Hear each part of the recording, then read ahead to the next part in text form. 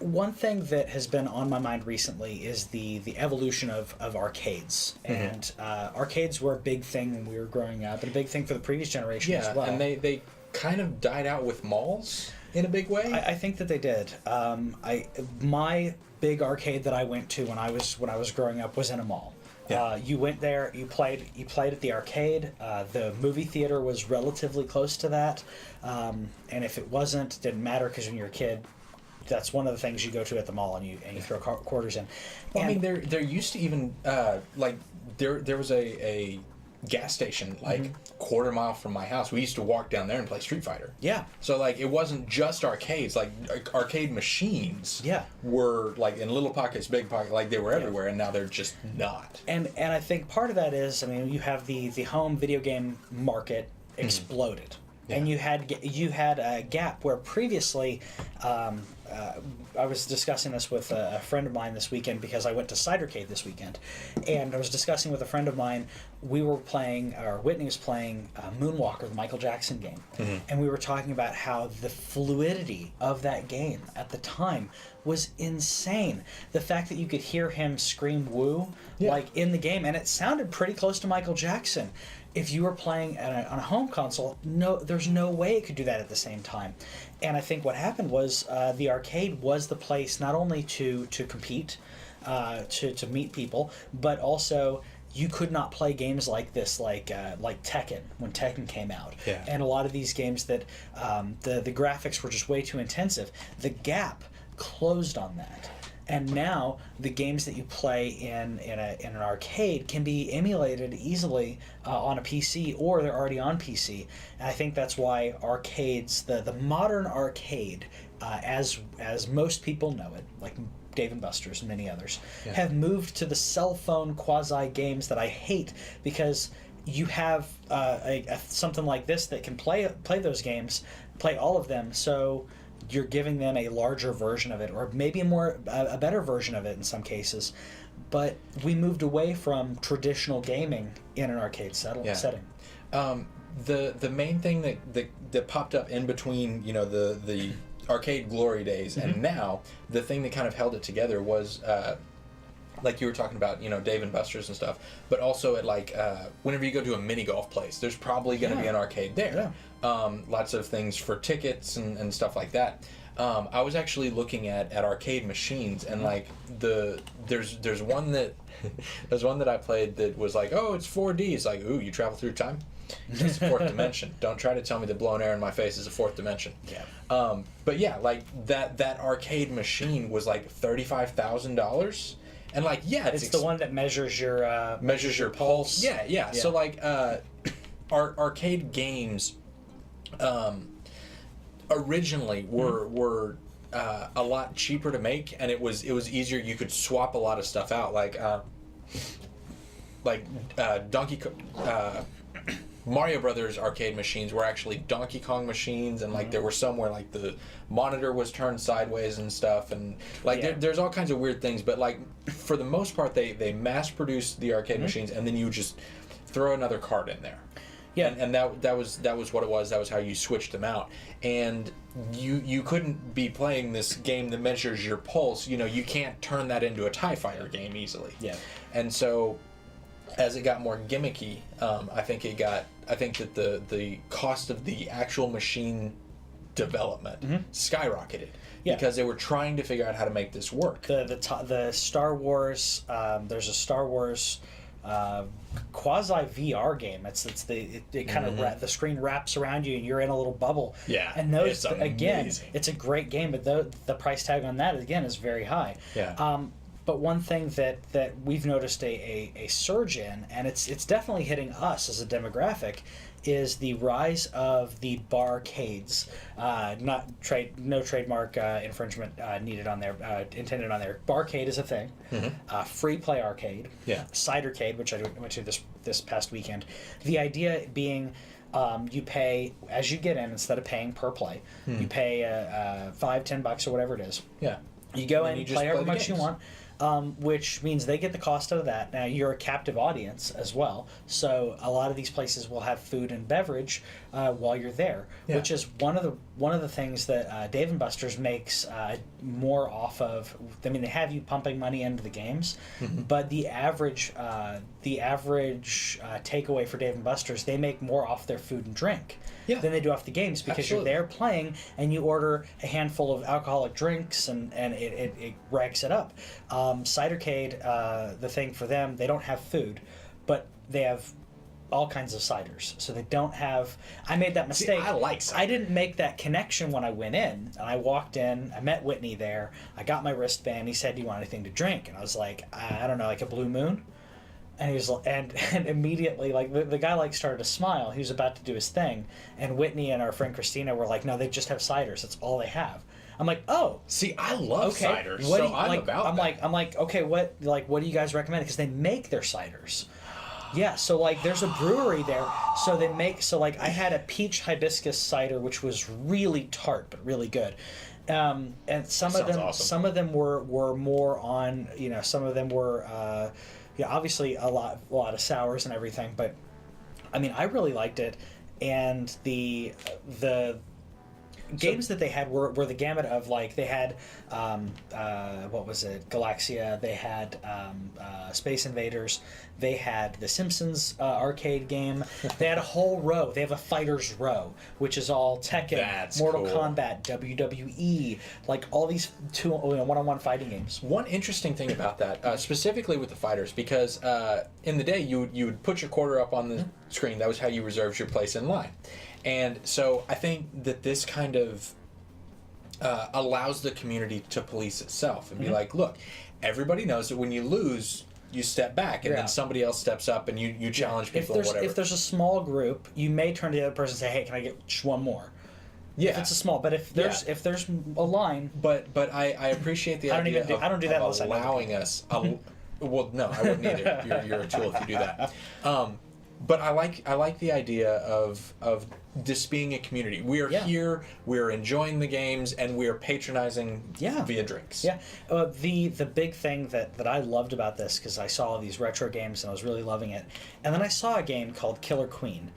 Killer Queen is a 5-on-5 or up to 5-on-5 multiplayer game. There's two it's a large cabinet that's actually two stuck together. There's two separate screens, and I had no idea when I walked up to this. I thought that these were people. I thought, wow, there's 4 versions of this game. There were 2 cabs at the location.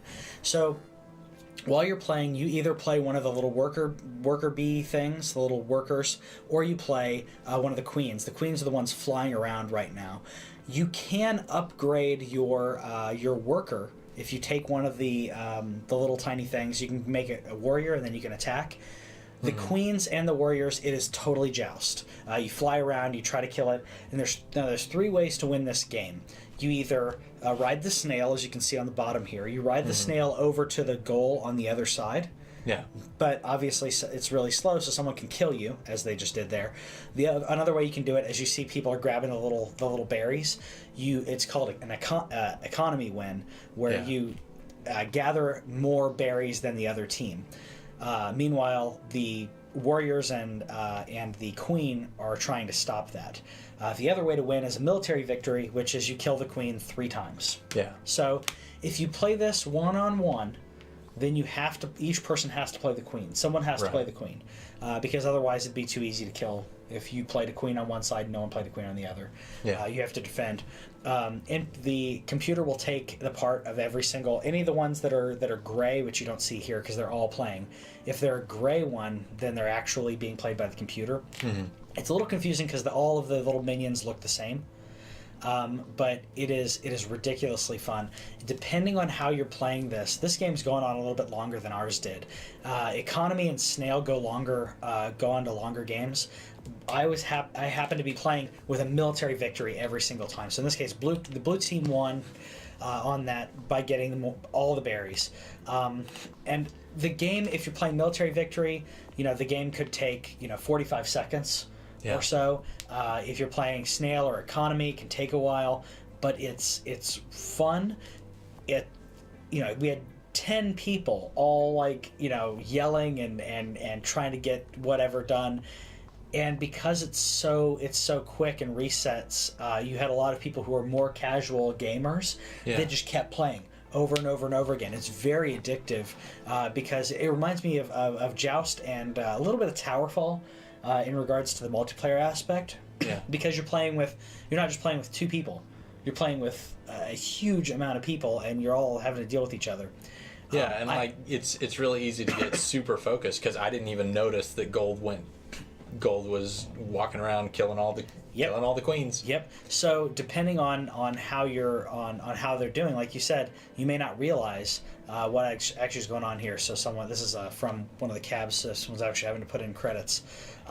And when I played it at Cidercade, it was, you know, obviously completely free play, but the aspect of the game to me was really cool. You were talking about the camaraderie and the community aspect. Yeah. And they had it set up that I guess because you can program the cabinet to do this, they have a league night.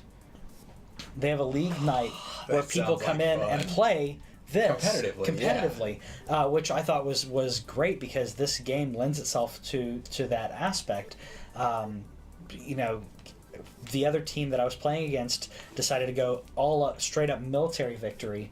So what they were doing was they were converting all of their little workers into warriors. So they were just massacring us, and while we're trying to avoid that, they're killing the queen every now and then. Yeah. And it was enough that we couldn't keep up because you can't do it. Economy, and to me, my takeaway was economy and Snail couldn't keep up with it without enough people defending. Yeah. So because if you kill a warrior, they go back to a little peon. The drone. Yeah. So I really loved it. I think this was a great example of the evolution. But then again, the cost for one of these, this is tremendous, I'm sure. So you have 10 you have 10 joysticks. Mm-hmm. You have a button for each. So joystick, button. If you want to check the cost on it, I'm gonna guess it's around 20. I mean, it's a large cabinet. You have 2 really big screens because it has to be big enough for 10 people to play. 5 people looking at the same screen all at the same time. It's a large cabinet, but the having 2 of these in there was just amazing. They were filled up for the most part. Whitney was off playing Big Buck Hunter and some others. $13,000. Yep. For your own Killer Queen cabinet. Yep, and so they have it set up right here, back to back. The way that they had it set up in the arcade, it was they actually had it side by side with the angle on that. It comes kind of at a V shape, so you still can't see the other person's screen unless you were on the edge and you were leaning over, because of the angle on it, because they're the angle on the sides, but. It was great, and it worked really well for the bar. The only problem that I had on it was that I couldn't see the. To me, I didn't see any cup holders. Oh, no, Ryan, there were cup holders on this one. I was thinking of something else. There are cup holders built into this game. That is amazing. So every single person has a cup holder. So we had to switch out our cups. We're like, oh no, that's mine. So and this is a game that is unique, and it kind of draws the line between co-op and competitive, and kind of mashes that together, and you're there with a community and doing all these things. One last thing before we leave, we haven't specifically mentioned Freeplay. I mentioned Arcade. It before, but yeah, Freeplay is right. But their business model is slightly different because it's the drinks and the food, and it's and what they've done is they've done retro games, and so you come in and you play. Games that you remember, and so that's a lot of fun. And you said that the only new one at Cidercade, right? But you said that they so if they come up with more ideas like this that lead to that, I think that's a possibility of arcade. But I think that for the foreseeable future, they will need to lean for this particular business model. I think that they'll need to lean on the classics, games that people remember playing. They do. There was a Towerfall arcade cabinet there too. So I want to play that in an arcade. And they also had pinball machines, but most of the pinball machines were newer pinball machines. So you're still hitting up pinball is something that does continue to come out, and it is that's one of the games that you can't really you can play it.